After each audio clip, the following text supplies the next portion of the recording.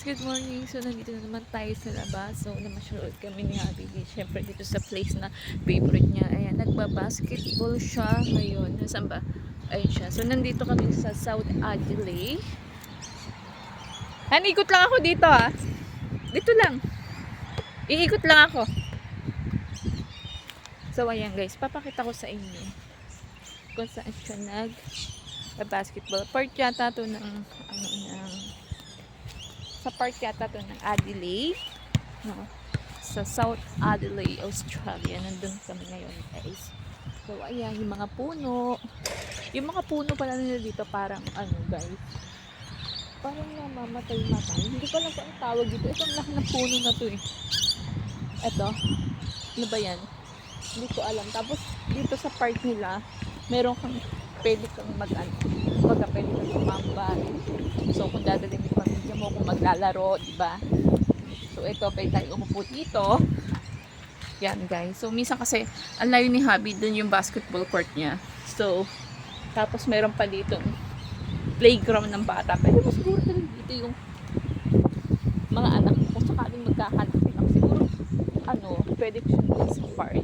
So magduduyan muna ako. Try ko yung duyan nila guys kung kaya ako. Ito pa yung mga puno na hindi parang parang patay yung mga katawan, diba? So ano naman to, parang mga kahoy. Tingnan mo guys, ito para sa kanila kayamanan na to siguro. Meron kasi ako nakita sa museum nila na ganito, siguro isa sa kayamanan nila, isa sa pinagmamalaki to ng Adelaide. Tapos yung mga puno nila ganito, parang ang tanda na, diba? Pero okay naman. Ito yung pinakamalaki. Ay, tingnan nyo, guys, may dog. Siguro nakakaintindi siya. So itatry ko tong duyan. Guys. Siguro may ikot-ikot tong duyan nila, no? Oops! Oh! Ala, umiikot nga.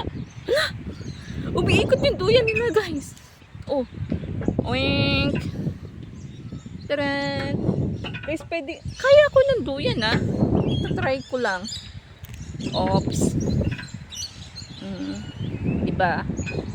Masarap yung buti nga hindi masyadong malamig ngayon kasi kaya ko yung lamig. Kasi yung isang araw guys, lumabas kami ni Hubby, sobrang lamig. Talagang nangatog ako, hindi ko kaya yung lamig dito. Tingnan mo yung mga puno nila, ang lalaki, pero yung mga balat parang patay na, diba? So guys, kung may magtatanong na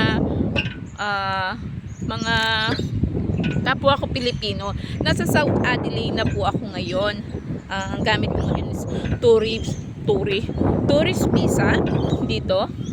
So kasi ito yung part na favorite tambayan ng asawa ko. So sobrang lamig na.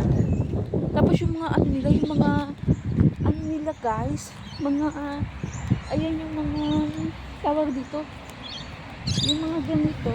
Ay, gamot to sa Saudi. Ayan kinakapit to ng Saudi.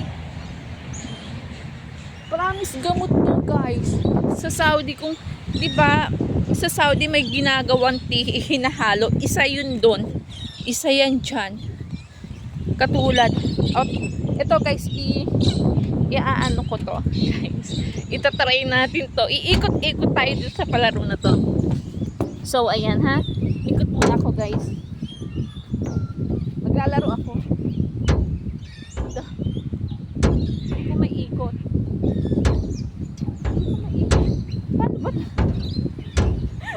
Hindi ko na maiikot. Wala na oy, ayoko na oy. Itatry ko sana yung paikot-ikot. Ayan di ba yung ikot-ikot? So try natin mag-slide. Ito yung pang ito pa yung pang matanda, diba? Ang galing, may pang matanda, may pang bata, diba? Ewan ko lang kung sa Pilipinas meron tayong ganun. So itatry ko tong padulasan. Magpapadulas ako guys, kaya maglalaro muna ako kasi wala akong anak. So maglalaro ako guys, diba? Itry ko. Ba't ganun? Ba't may nakaharang? So ayan, itatry ko. Siguro ito yung dahon. No? Try ko mag ano guys, mag laro ba? No? Lang.